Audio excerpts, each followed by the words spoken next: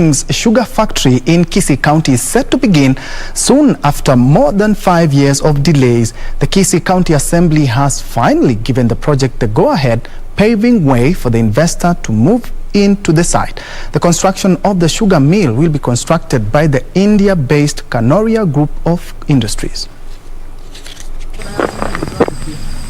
Kisii region is slowly emerging as a new sugar growing region, producing more than 266,000 tons of industrial sugarcane from the more than 3,500 hectares that are under sugarcane cultivation. However, experts say the region has the potential to produce 1 million acres with proper infrastructure and better returns. To develop the potential of the area's sugar farming, the county government of Kisii has set aside 45 acres of land in Nyangweta for the construction of a sugar factory by a group of Indian investors and a Kanoria Group of Industries. The reason as to why we had been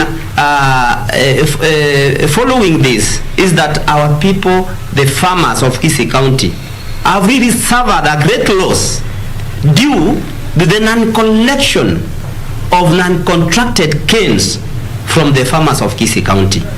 The idea that was mooted 5 years ago has been frustrated by bickering among local politicians, which has frustrated the investors and the local sugar farmers. The Kisii County Assembly has passed a policy to enable the governor and the Kisii County government at large to contract, to make an agreement, a contract between the Kisii County government and the investor who's going to put up the sugar factory in Nyangweta Forest.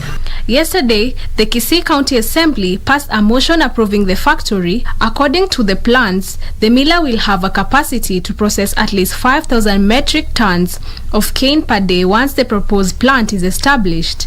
The MCAs gave the governor the go-ahead to construct the private developer who will put up the plant, receive and process farmers' cane and pay the proceeds.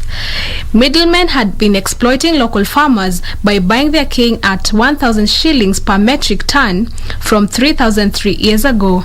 Masinjoki for Lunchtime News.